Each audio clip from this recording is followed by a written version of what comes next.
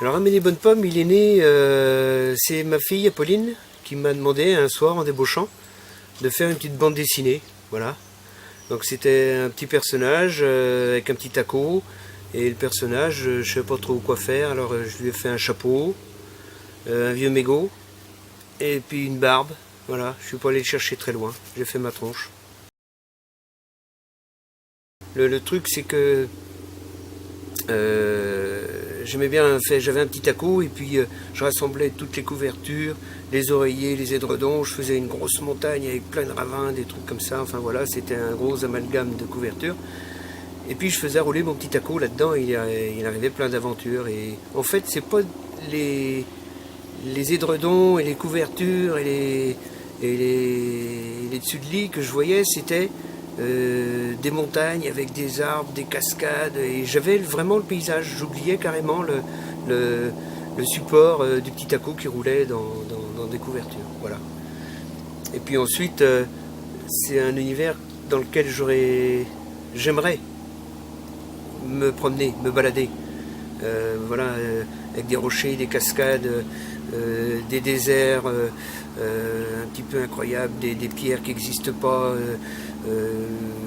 Enfin voilà, il y a tout cet univers-là dans lequel depuis toujours j'aurais bien aimé me promener, qui n'existe pas, et donc le plus simple c'était de l'inventer.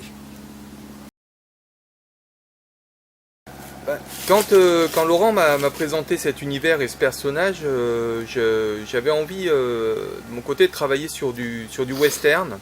Et puis c'est vrai que les paysages arides qu'il avait dessinés, on trouvait bien un peu cet univers de western. Donc voilà, je dirais que c'est une aventure, voilà, c'est une bande dessinée d'aventure avec un fort côté western, plutôt tendance spaghetti très clairement, hein, pas très classique, pas très John Ford, voilà.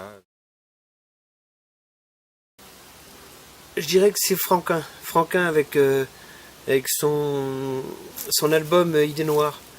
C'est là vraiment, j'aimais bien Franquin avec Gaston Lagaffe, mais c'est surtout ce graphisme-là des Idées Noires. Poilu, un peu sauvage, un peu mais maîtrisé. On voit qu'il y a une telle maîtrise dans l'ancrage et le rendu. Voilà, c'est avec les petits poils, voilà, tous ces petits détails qui donnaient. Et donc voilà, c'est surtout lui surtout Franquin avec son dessin qui m'a influencé. Bon, après il y a eu Tintin.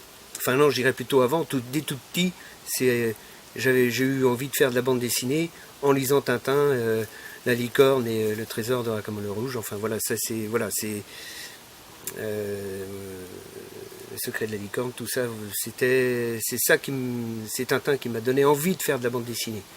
Et après c'est Franquin avec son crayonné qui m'a donné envie de dessiner comme je dessine en ce moment. Voilà. Les Ragugnas, c'était les méchants qu'avait créé Laurent pour embêter Amédée Bonnepomme. Alors quand on a redéfini l'univers un petit peu de Wormhole, de la Terre qui passe à travers un trou de verre dans l'univers, il y a eu des métamorphoses, il y a eu des changements, et il y a voilà, il y a une résurgence du chaînon manquant, donc c'est plus chaînon manquant, ça y est, on l'a retrouvé. Et donc ce chaînon-là, il s'est reproduit, et voilà, donc les Ragugnas, c'est nous, mais avant qu'on devienne complètement cons, qu'on commence à détruire la planète, à surproduire, à faire n'importe quoi. C'est nous quand on était des bons produits de la nature, cannibales, brutaux, mais au moins finalement on détruisait pas tout, quoi, quelque part. Ça te va?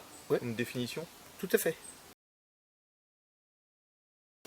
Oui, il y aura une suite très très certainement. Avec Laurent, on est plutôt attiré par voilà, c'est la BD de notre enfance qui était constituée de one-shots successifs qu'on avait dans Tintin, Astérix ou Spirou et Fantasio.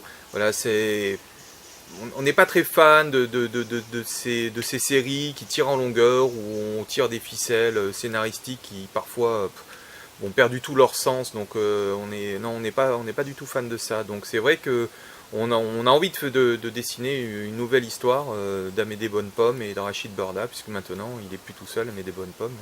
Il a un compagnon de route qui s'est invité dans ce premier album.